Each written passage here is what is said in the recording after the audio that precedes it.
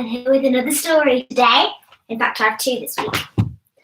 So I hope everyone's had an amazing week today. This week, sorry. And everyone's had a great day. I'd love to see what you've been up to. I have been on a bike ride today. I've also been practicing my piano and practicing my singing. And then yesterday, me and my daddy made brownies. And they're very nice. They smell like mini eggs, the chocolate, and they're my favourite. So I hope everyone is ready for a lovely bedtime story today. And before we start, I have a few shout-outs of some people I know who are watching. So we have the Cooper clan. We have Shepherd and Otis. We have Emily and Ben. We have Minna. We have Julius. We have the Keys family watching. We also have Alice and Charlotte, Simma, Violet and Rafferty. We also have Olivia, Lexi and Zoe. We have Lily watching. We have Martina and Alexia watching. We have Joel watching. We have my friend Lily Rose watching. And we have Chloe and James watching. Look how many people that is. How good is that? Well, thanks to everyone who's watching. And the time right now is 7:01. So we'll be starting very shortly. You know what, let's start now. So, our first story this evening is Guess How Much I Love You, a sweet story. So, Guess How Much I Love You by Sam McBratney and Anita Duran. Little Nut Brown Hare, who was going to bed, held on tight to Big Nut Brown Hare's very long ears. He wanted to be sure that Big Nut Brown Hare was listening. Guess how much I love you, he said. Oh, I don't think I could guess that, said Big Nut Brown Hare. Big Nut Brown Hare had even longer arms. But I love you this much, he said. That's a lot, thought Little Nut Brown Hare. This much, said Little Nut Brown Hare, stretching out his arms as wide as they could go. I love you as high as I can reach, said Little Nut Brown Hare. I love you as high as I can reach, said Big Nut Brown Hare. That's quite high, thought Little Nut Brown Hare. I wish I had arms like that. Then Little Nut Brown Hare had a good idea. He tumbled upside down and reached up the tree trunk with his feet. I love you all the way up to my toes, he said. And I love you all the way up to your toes, said Big Nut Brown Hare, swinging him over his head.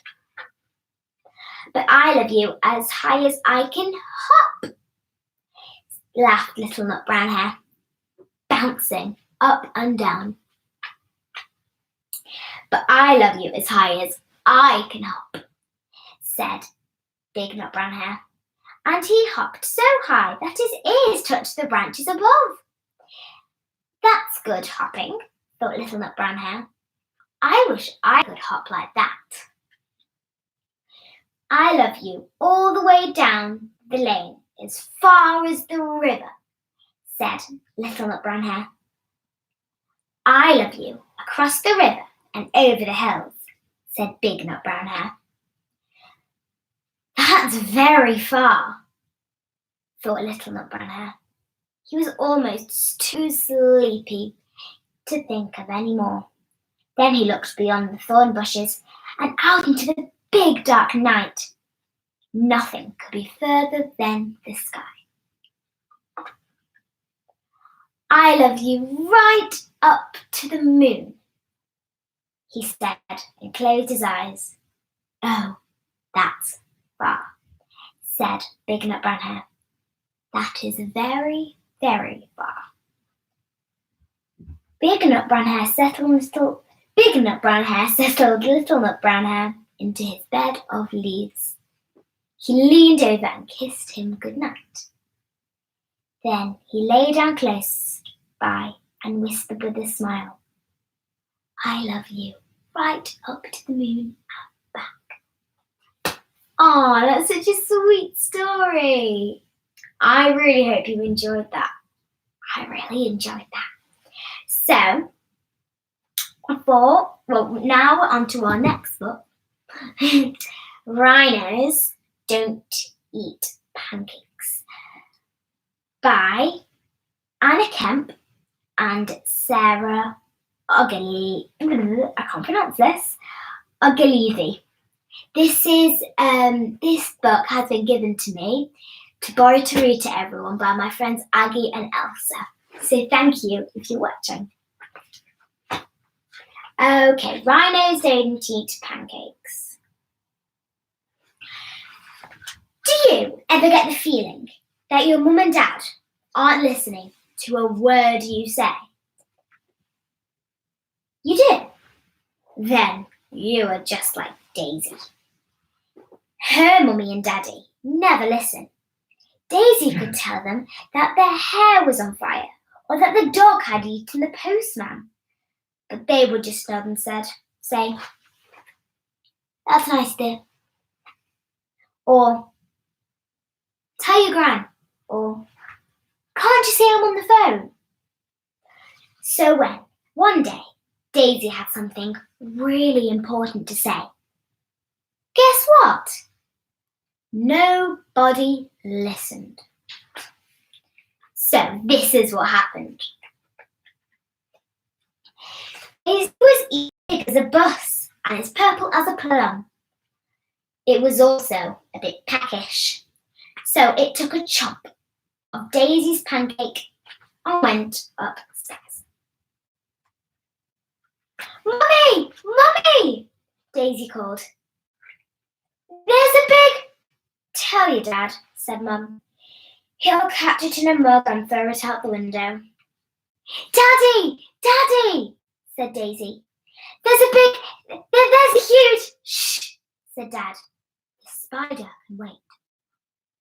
It's not a spider, Daisy shouted. It's a big, purple rhinoceros. But, as usual, nobody listened. Meanwhile, the rhino made himself right at home. Daisy saw him in the hall and glimpsed him in the garden. She spied him in the bathroom and surprised him on the loo. But every time she tried to tell her parents, they'd say, Shh, Daisy, can't you see we're busy? Daisy's parents were busy all week. So Daisy began to talk to the rhino instead. Soon, they became good friends. They played hoopla and made pizza together. Yum. And the rhino tickled Daisy until she thought she'd burst. But Daisy's parents didn't notice. Until the pancakes ran out. Who ate all the pancakes? Yelled Daddy, looking straight at Daisy. It was the rhino, said Daisy. Rhinos don't eat pancakes, said Daddy. This one does, cried Daisy. I saw him in the kitchen. A rhino, said Mummy. In the kitchen, said Daddy. Yes, exactly. Mum and Dad roared with laughter. Whatever next, they hooted. A shark in the toilet! A polar bear in the fridge. There he is! Look! Daisy yelled. But Mum and Dad were so busy laughing, they didn't even notice.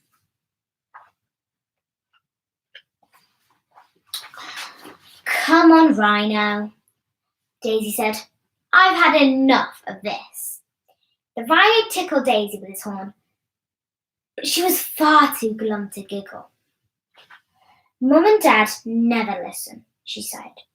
They were always a million miles away. The rhino sighed deeply through his big purple nostrils. I'm sorry, Rhino, said Daisy. Your family are a million miles away too, aren't they? The rhino nodded and a lilac tear rolled down his cheek. Poor Rhino. That night, Daisy sat up thinking of ways to get the rhino back home to his family. He was too heavy for a hot air balloon and too big for Daisy's rubber dinghy. She thought about lending him her bike, but the helmet would never fit. The next morning, Daisy's mum and dad had a surprise. We're taking you to the zoo, said Mummy, so you can see a real rhino. What do you think of that? Grinned Daddy. Daisy thought it was a stupid idea when there was already a perfectly good rhino sitting on the sofa. But she didn't say so. What was the point? Nobody would listen. Oopsies. At the zoo, Daisy saw yellow giraffes, orange and black tigers, bright red parrots, and grass-green snakes. But she couldn't help thinking about her poor purple rhino.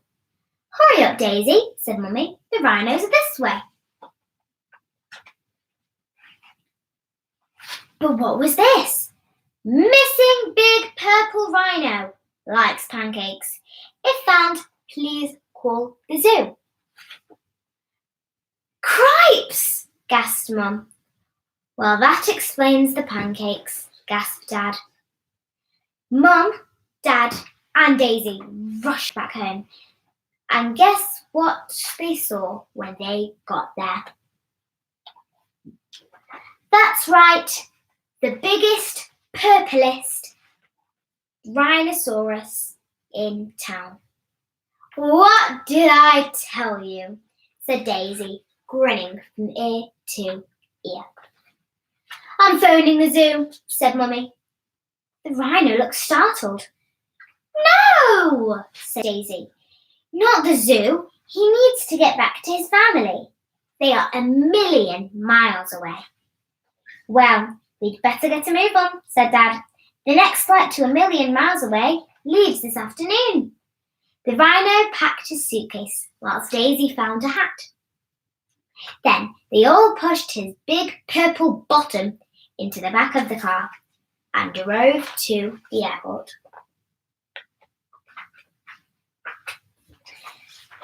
I'll miss you, said Daisy. As the rhino boarded the plane, the rhino gave her a big purple hug. He would miss her too. Back at home, Daisy began to feel lonely again. Who would listen to her now? But little did she realise that everything would change.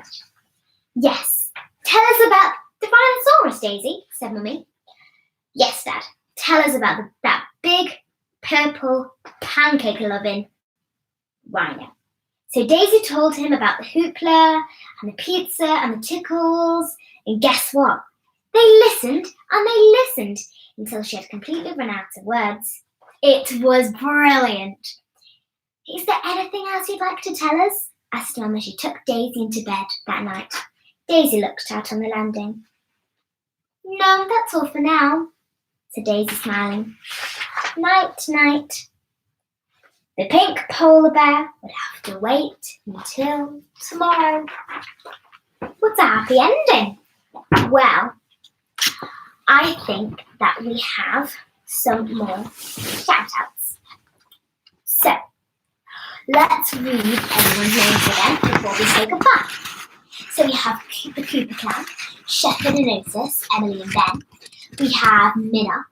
We have Ben and Emily. We have Julius. We have the Keys family watching us. We have Alice and Charlotte. We have my friend Simmer. We have Violet and Rafferty. We have Granny and Grandad watching. We have Olivia, Lexi and Zoe. We have Lily. We have Martina and Alexia. We also have Joa. We have Lily Rose, Chloe and James, Aggie and Elsa, Phoebe and Max. Thank you to everyone who was watching. And just before I leave, I have some exciting news. If anyone would like to do a one-on-one FaceTime session with me only, and we can read a few books together, then please just ask your mummy or your daddy to WhatsApp or text my daddy, and we can FaceTime together and it'll be super duper fun. Anyway, thank you for everyone who's watching, and I hope you all have an amazing good night's sleep. Good night, everybody. Bye.